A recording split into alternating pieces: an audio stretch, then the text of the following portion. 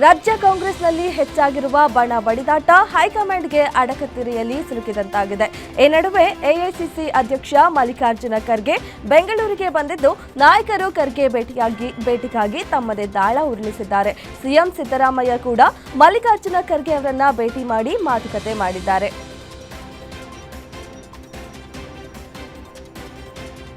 ಬೆಂಗಳೂರಿನಲ್ಲಿ ಎಐಸಿಸಿ ಅಧ್ಯಕ್ಷ ಮಲ್ಲಿಕಾರ್ಜುನ ಖರ್ಗೆ ಜೊತೆ ಸಿಎಂ ಸಿದ್ದರಾಮಯ್ಯ ನಾಯಕತ್ವದ ಚರ್ಚೆಯಾಗಿದೆ ಎಂದು ಗ್ಯಾರಂಟಿ ನ್ಯೂಸ್ಗೆ ಕಾಂಗ್ರೆಸ್ ಉನ್ನತ ಮೂಲಗಳಿಂದ ತಿಳಿದು ಬಂದಿದೆ.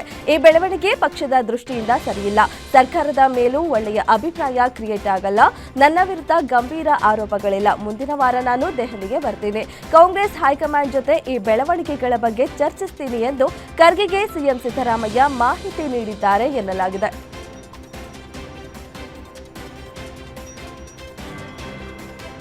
ಇನ್ನು ಮಲ್ಲಿಕಾರ್ಜುನ ಖರ್ಗೆ ಭೇಟಿ ಬಳಿಕ ಮಾತನಾಡಿದ ಸಿಎಂ, ಪಕ್ಷ ಸಂಘಟನೆ, ಸ್ಥಳೀಯ ಸಂಸ್ಥೆಗಳ ಚುನಾವಣೆ ಬಗ್ಗೆ ಚರ್ಚಿಸಿದ್ದೇವೆ. ಅಂತಿಮವಾಗಿ ಹೈಕಮಾಂಡ್ ಕೈಗೊಳ್ಳುವ ನಿರ್ಧಾರಕ್ಕೆ ನಾನು, ಡಿಸಿಎಂ ಸೇರಿ ಎಲ್ಲರೂ ಒಪ್ಪಬೇಕು ಎಂದಿದ್ದಾರೆ.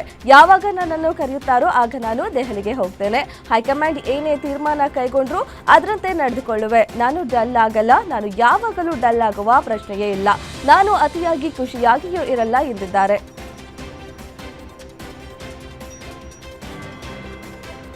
ಮಲ್ಲಿಕಾರ್ಜುನ ಖರ್ಗೆ ಜೊತೆ ಸಿಎಂ ಸಿದ್ದರಾಮಯ್ಯ ಸುದೀರ್ಘ ಕಳೆದ 1 ಗಂಟೆಗಳ ಚರ್ಚೆ ನಡೆಸಿದ್ರು.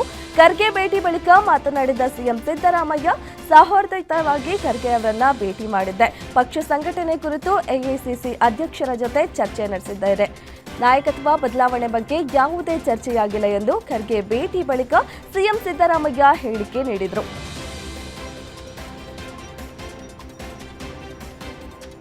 ನಾನು ಸಣ್ಣವನಿದ್ದಾಗ ಸಂಗಮಕ್ಕೆ ಹೋಗಿ ಮೀನು ಹಿಡಿತಿದ್ದೆ. ಗಾಳ ಹಾಕಿ ಮೀನು ಹಿಡಿಯುವ ಕಲೆಗಾರಿಕೆ ನನಗಿದೆ. ಅದಕ್ಕೆ ಬಹಳ ತಾಳ್ಮೆ ಬೇಕು. ಈ ಮೀನು ವ್ಯವಹಾರ ಜಾತಿ ಮೇಲೆ ಇಲ್ಲ, ನೀತಿ, ಛಲ ಹಾಗೂ ಆಸಕ್ತಿ ಮೇಲಿದೆ ಎಂದು ಡಿಸಿಎಂ ಡಿಕೆಶಿ ತಿಳಿಸಿದ್ದಾರೆ. ಹೆಬ್ಬಾಳದ ಪಶು ವೈದ್ಯಕೀಯ ಮಹಾವಿದ್ಯಾಲಯದ ಆವರಣದಲ್ಲಿ ನಡೆದ ಮತ್ಸ್ಯ ಮೇಳದಲ್ಲಿ ಅವರು ಹೇಳಿದರು.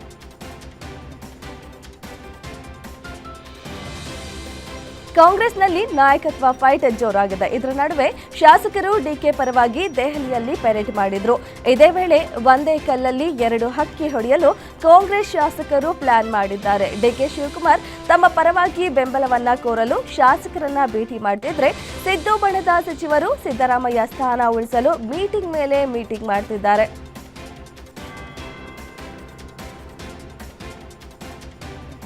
ಜೆಡಿಎಸ್ ಪಕ್ಷಕ್ಕೆ 25 ವರ್ಷ ಹಿನ್ನೆಲೆ ರಜತ ಮಹೋತ್ಸವ ಸಂಭ್ರಮದಲ್ಲಿದೆ. ಬೆಂಗಳೂರು ನಗರದ ಶೇಷಾದ್ರಿಪುರಂನ ಜೆಡಿಎಸ್ ಕಚೇರಿಯಲ್ಲಿ ಅದ್ದೂರಿ ಕಾರ್ಯಕ್ರಮ ನಡೆಯಿತು. ಈ ವೇಳೆ ಮಾತನಾಡಿದ ಎಚ್.ಡಿ. ಕುಮಾರಸ್ವಾಮಿ, 2028ರವರೆಗೆ ಕರ್ನಾಟಕದಲ್ಲಿ ಕಾಂಗ್ರೆಸ್ನವರು ಸಂತಸವಾಗಿರಲಿ. ಈ ಕಾಂಗ್ರೆಸ್ ಸರ್ಕಾರವನ್ನ ಕಿತ್ತೆಸೆಯಲು ಜನರು ಕಾಯ್ತಿದ್ದಾರೆ. ರಾಜ್ಯ ರಾಜಕಾರಣದಲ್ಲಿ ಹಲವು ಬೆಳವಣಿಗೆ ನಡೆಯುತ್ತಿದೆ. ಮುಂದಿನ 6-7 ತಿಂಗಳಲ್ಲಿ ನಿರೀಕ್ಷಿಸದ ತೀರ್ಮಾನಗಳು ಆಗಬಹುದು ಎಂದು ಹೇಳಿದ್ದಾರೆ.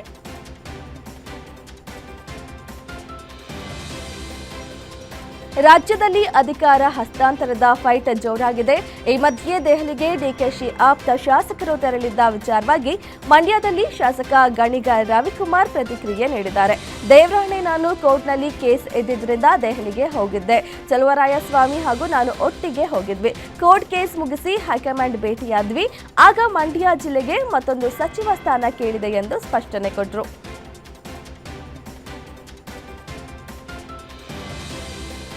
ಕಾಂಗ್ರೆಸ್ನಲ್ಲಿ ಪಟ್ಟಕ್ಕಾಗಿ ಸಿಎಂ ಡಿಸಿಎಂ ಹೇಳಿಕೆ ವಿಚಾರವಾಗಿ ಬಾಗಲಕೋಟೆಯಲ್ಲಿ ಪರಿಷತ್ ವಿಪಕ್ಷ ನಾಯಕ ಛಲವಾದಿ ನಾರಾಯಣಸ್ವಾಮಿ ಪ್ರತಿಕ್ರಿಯಿಸಿದ್ದಾರೆ. ಕಾಂಗ್ರೆಸ್ ಹೈಕಮಾಂಡ್ ಬದುಕಿದ್ರೆ ಇವರು ಇಷ್ಟೆಲ್ಲ ಮಾತಾಡ್ತಿರ್ಲಿಲ್ಲ. ಹೈಕಮಾಂಡ್ ಗಟ್ಟಿ ನಿರ್ಧಾರ ಹೇಳಬೇಕು. ಇಷ್ಟೆಲ್ಲ ನಡೀತಿದ್ರು ಎಐಸಿಸಿ ಸುಮ್ಮನೆ ಇದೆ. ಇಬ್ಬರಲ್ಲಿ ಯಾರೇ ಸಿಎಂ ಆದ್ರೂ ಹೋದೆಯ ಪಿಶಾಚಿ ಅಂದ್ರೆ ಬಂದೆಯ ಗವಾಕ್ಷಿ ಅಂದಂಗೆ. ಅವರ ಪರಿಸ್ಥಿತಿ ನೋಡಿದ್ರೆ ಎಲ್ಲಿ ಸರ್ಕಾರ ಬೀಳುತ್ತೋ, ನಾವು ಚುನಾವಣೆಗೆ ರೆಡಿ ಆಗ್ಬೇಕು ಅನ್ನುವಂತಿದೆ ಅಂತ ಹೇಳಿಕೆ ನೀಡಿದ್ರು.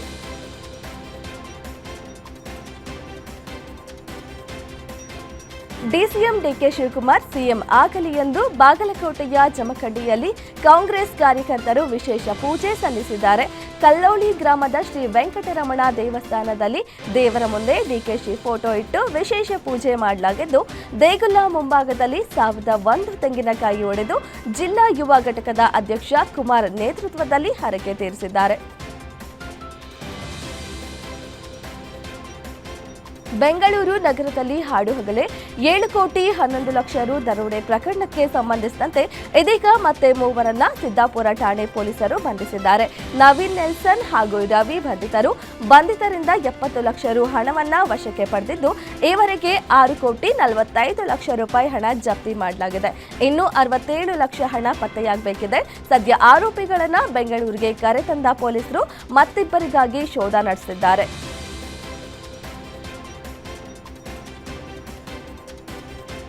ಹಾಡುಹಗಲೇ ನಡೆದಿದ್ದ 7 ಕೋಟಿ ರಾಬರಿ ಕೇಸ್ನ ಮಾಸ್ಟರ್ ಮೈಂಡ್ ಸೇರಿ ಮೂವರನ್ನ ಪೊಲೀಸರು ಅರೆಸ್ಟ್ ಮಾಡಿದ್ದಾರೆ.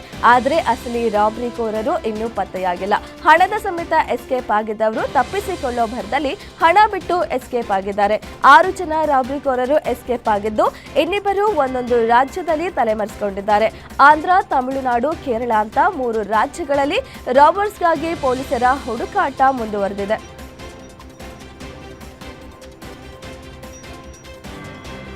ಆಟೋ ಚಾಲಕನ ಮೇಲೆ ಡ್ರಿಂಕ್ ಅಂಡ್ ಡ್ರೈವ್ ಕೇಸ್ ಹಾಕಿದ್ದಕ್ಕೆ ಚಾಲಕ ಅಸಮಾಧಾನಗೊಂಡು ಆತ್ಮಹತ್ಯೆಗೆ ಯತ್ನಿಸಿರುವ ಘಟನೆ ಚಿತ್ರದುರ್ಗ ನಗರದ ಗಾಂಧಿ ವೃತ್ತದಲ್ಲಿ ನಡೆದಿದೆ.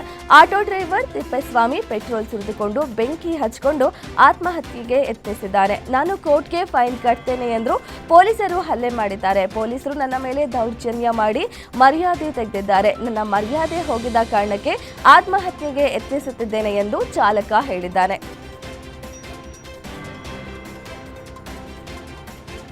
2 ಬೈಕ್ಗಳ ನಡುವೆ ಡಿಕ್ಕಿಯಾಗಿ ಇಬ್ಬರು ಸ್ಥಳದಲ್ಲೇ ಮೃತಪಟ್ಟಿರುವ ಘಟನೆ ಬೀದರ್ನ ಬೆನಕನಹಳ್ಳಿ ಚಾಂಬೋಳ ಮಾರ್ಗ ಮಧ್ಯೆ ನಡೆದಿದೆ. ಇಬ್ಬರು ಸ್ಥಳದಲ್ಲೇ ಸಾವನ್ನಪ್ಪಿದ್ದು ಇಬ್ಬರು ಗಂಭೀರವಾಗಿ ಗಾಯಗೊಂಡಿದ್ದಾರೆ. ಗಾಯಾಳುಗಳನ್ನು ಸ್ಥಳೀಯ ಆಸ್ಪತ್ರೆಗೆ ದಾಖಲಿಸಲಾಗಿದೆ.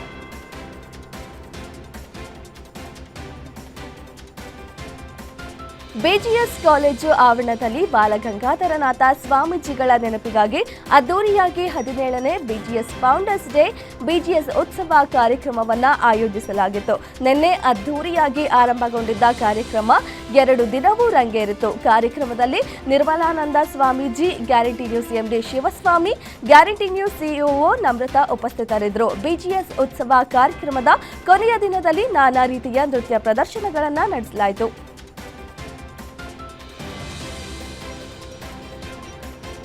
ಪಹಲ್ಗಾಮ್ ಹೆಸರು ಹೇಳಿದ ತಕ್ಷಣ ನೆನಪಾಗೋದು ಏಪ್ರಿಲ್ 22ರಂದು 26 ಅಮಾಯಕ ಪ್ರವಾಸಿಗರ ಜೀವ ತೆಗೆದ ಸ್ಥಳ. ಪ್ರವಾಸಕ್ಕೆ ಬಂದಿದ್ದವರ ಜೀವ ತತ್ತವರಲ್ಲಿ ಕನ್ನಡಿಗರು ಇದ್ರು. ಅದೇ ಜಾಗದಲ್ಲಿ ನಮ್ಮ ಕನ್ನಡ ಬಾವುಟವನ್ನ ಹಾರಿಸಿ ನಮ್ಮ ಧೈರ್ಯ ದಿಟ್ಟತನವನ್ನ ಜಿಬಿಎ ನೌಕರರ ಸಂಘ ತೋರಿಸಿದೆ. ಪಹಲ್ಗಾಮ್ನಲ್ಲಿ ಐತಿಹಾಸಿಕ ರಾಷ್ಟ್ರೀಯ ಕನ್ನಡ ರಾಜ್ಯೋತ್ಸವ ಆಚರಣೆ ಮಾಡುವ ಮೂಲಕ ಜಿಬಿಎ ಅಧಿಕಾರಿ ಮತ್ತು ನೌಕರರ ಕ್ಷೇಮಾಭಿವೃದ್ಧಿ ಸಂಘ ತಮ್ಮ ಕನ್ನಡ ಅಭಿಮಾನವನ್ನ ಮೆರೆದಿದೆ.